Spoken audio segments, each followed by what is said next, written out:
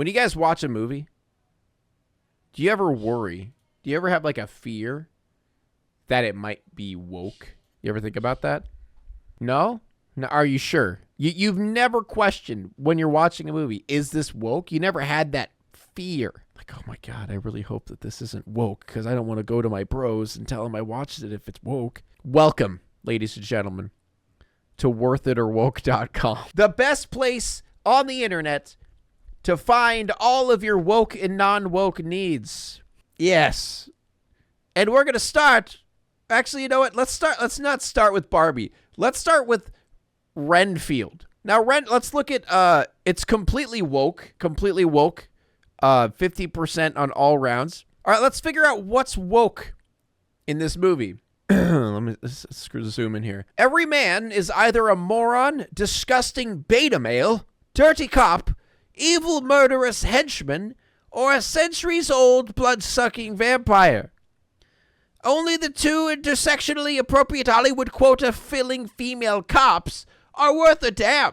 So basically, starting off, every man's a beta male, and the only two good roles in the film are two females that just looked like the media portrayal of what a pretty female looks like, right?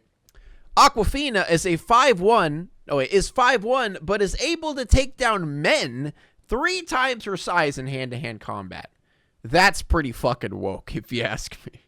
With only 2 women as exceptions, law enforcement is treated as though they are all dirty. There's even a sign on the precinct wall that says, "Don't solve crime till overtime."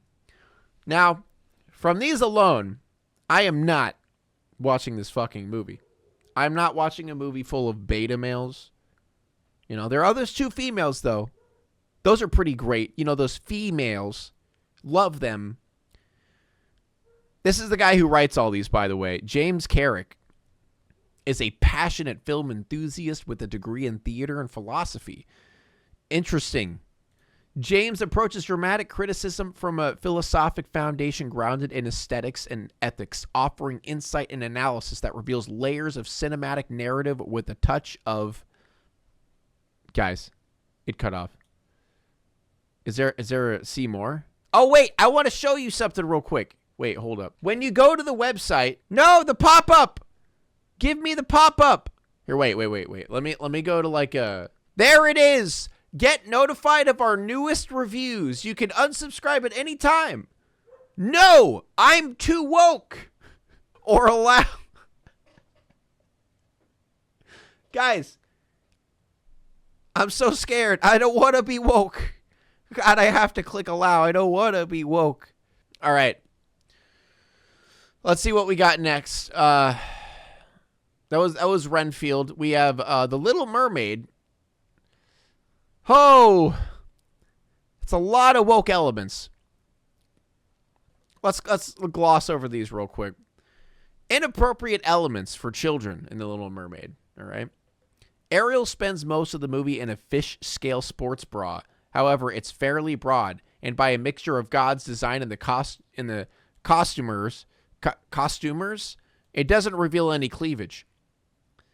While the lyrics concerning women communicating via body language have been cut, Ursula's poor unfortunate souls still takes a moment to suggestively adjust her bosom in the scene. Ladies and gentlemen, do not bring your children to this filth. There are 1 or 2 moments, a shark chase scene or whatever, that the most sensitive of children might find to be too much. Depending on your child's age, they might be able to put together that none of King Triton's daughters have the same mother. What? Like, that's such a weird thing to complain about. All right. The elephant out of the room. Of course, Ariel being race-swapped could easily be assumed to be purely due to Disney's self-imposed intersectional quota, but on the other hand, it totally is. The fact that they spent $200 million just on production alone, but couldn't find an actress who could act is a testament to their choice to put representation over quality. Guys, I think he's saying that black people can't act. I think that's what he's saying. He really just said it, guys. The opening scene, the humans on the ship, instead of being lovable ruffians, like in the cartoons, they're aggressive and superstitious. Oh, God, we don't want superstition.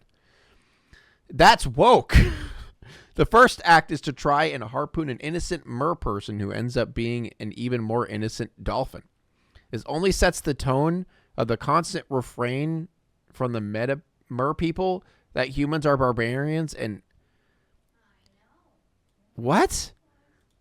Even though this superstitious rabble is absolutely correct about the existence of the Sea King. And what is he talking about, man? All right, let's move on. This one's a lot. Let's do Eternal. Oh my God, there's a lot. The movie makes humans look bad. That's what I've got so far. Oh, this one's great. I like how this is highlighted so I could see it. There are numerous instances of Disney's not-so-secret gay agenda on display. What is this? Leaked internal vid. Disney promote their not-so-secret gay agenda. Oh, man. This website is a goldmine. Get off your lazy ash is uttered once for comedic purposes. Damn. What age... Like, what age is he thinking? Some sexual innuendos. Strongly implied that two main characters end up living together unmarried. Oh, no. Wait, there's a... What? There's a part in the movie where they live together unmarried? What? I, for one, am disgusted. Absolutely disgusted. Elemental is the perfect metaphor for leftist views of diversity. Here you have a mostly peaceful and cohesive society filled with a diverse group of people from completely different backgrounds and cultures. Then on the other side of town is a relatively small group of people who are literally made up of deadly and dangerous substance with the ability to destroy everything around them just by getting too upset. Yet the movie wants to preach that 3/4 of society is bigoted for wanting to be cautious around them. What? He just compared minorities to fire? Yeah. Where 2016 Zootopia used a giant cannon rammer to shove down such ridiculous progressive nonsense. Like a fox can be an elephant if it has strong enough case of the feelsies. This guy is so angry. At least, dude, this guy had a terrible fucking childhood. That's what it was. At least it was a well-paced, well-structured story in which the ever-present ideology was only the driving force behind the plot, but not the plot itself. In Elemental, there's never a moment in which some character isn't spouting some racist cliche that no one in the cast or crew has ever heard said in real life. Yeah, he's right. Racism doesn't exist. It's not real. It's not real. Guys, it's not real. Can I just say something, though? The irony that there is a website called Worthitorwoke.com, and it is a red-pilled website. It is promoted as a red-pilled website. However, aren't they the same people who says that the left wants their safe space and are snowflakes? This is a safe space. You have officially created a red-pilled safe space where only red-pilled Andys can go here and be like, oh God, which one? I don't want my mind to be poisoned by these disgusting movies. I don't want to turn gay. It's so fucked up, man. It's so funny. Not all water looks alike. Go back where you came from. You speak so well and clear. They've never heard said in real life. So none of these have ever been said in real life?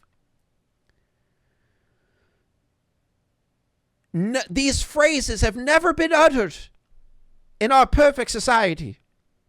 Does this guy just think that racism isn't real or something? The lead male character is a watery, blubbering beta who fits right in the friend zone like a fucking loser. I don't fit in the friend zone. I sit in the man zone.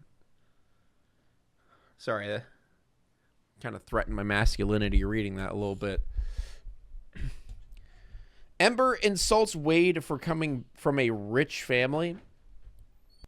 Which that doesn't make any... I don't understand how that's woke, because that's like the biggest cliche ever. Following your heart as the ultimate goal in life supersedes things like duty and responsibility or finding joy in doing good works. Wait, what? So you're saying following your heart is less important than duty and responsibility? What? Little bro is supposed to be a philosophy major, right? Is that what it was? Yeah, he has a degree in philosophy. How? It's the gayest Disney film to date. Oh.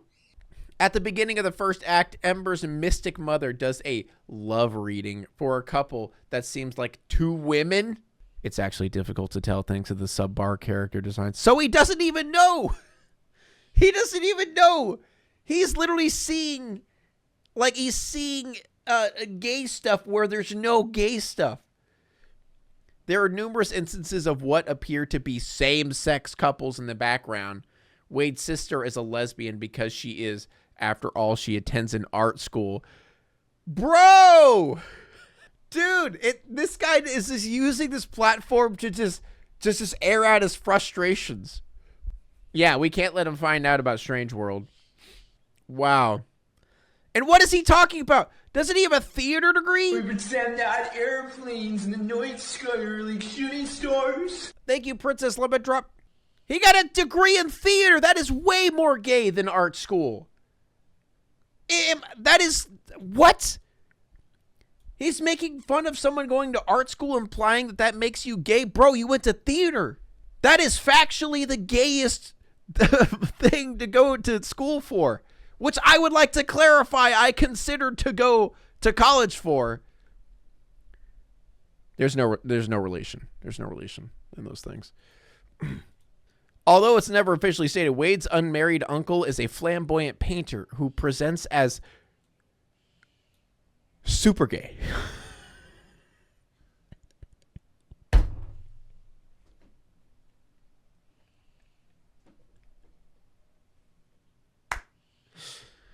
What is this, dude? Super gay. Oh my god. Oh, that's the funniest shit I've ever read. The entire film is a leftist xenophobia allegory with loads of systemic racism built right in. All right. Take every bullshit professional victim vagina hat wearing talking point ever screeched out of the face of a dumpy blue-haired lesbian at a woman's march, and it's in this movie. I couldn't write fast enough to catch even a tenth of them and quickly realized that I was more or less writing the script down in my notes word for word. Here are the few. The word patriarchy is unironically and awkwardly shoehorned in no fewer than 11 times. He counted, guys. Playing mommy with baby dolls is okay, but if we're being honest, it's actually oppressive. Just ask your mom.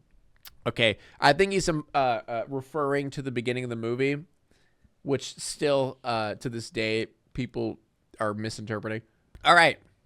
Even though the film's prolonged touts Barbie as a breaker of baby doll chains, the film writ large is a 2-hour deconstruction of Barbie, tearing it to pieces throughout. Yeah, I miss the old Barbie. Monologue detailing, you know, you guys remember the old Barbie? It was a doll to be objectified, right? That's what this guy assumes, right? That's what the Barbie was. You know, the good classic Barbie that everyone loves. Detailing how Barbie is emblematic of everything wrong with the world, especially the patriarchy, unrealistic self-image, consumerism, capitalism, blah, blah, blah. You can't bullet point blah, blah, blah. You can't do that.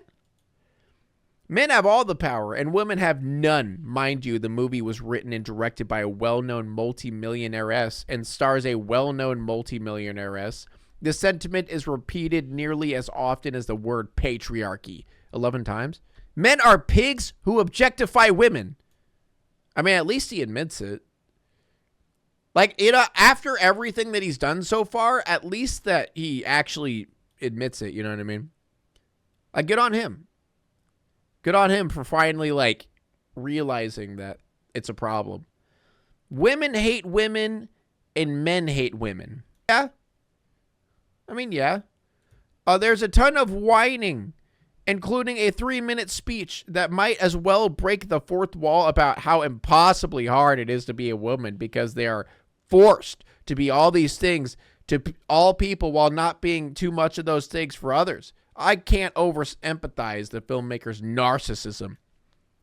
Dude, I'm so tired of, like, women, like, taking everything from men. You know what I mean? Like, it's like, why do you get it? You know, like I deserve more. I'm so tired of women thinking that they deserve what I get, what I deserve. You know what I mean? Did he post about the Idol? I'll check. More woke elements. All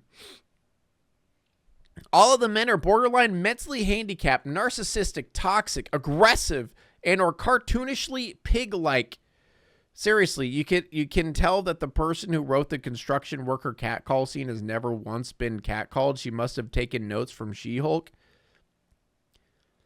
This guy seems like he has a lot of experience with catcalling. You know?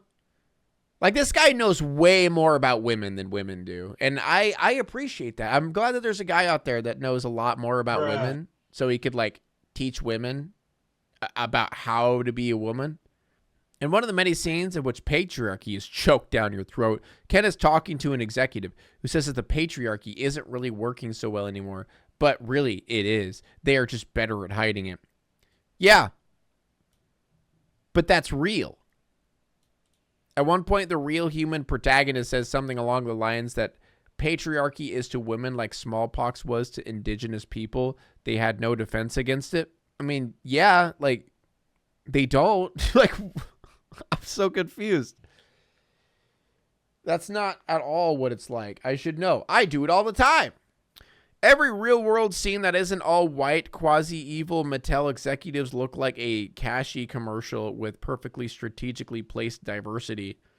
You are literally the only person who would ever even realize, or like, are you counting in the movie? Is this like one black person, 2 white people, there's 1 Mexican person, an Italian in there. It's starting to even out. I don't like this. Like, what the fuck? He has, a clicker counter? Jesus.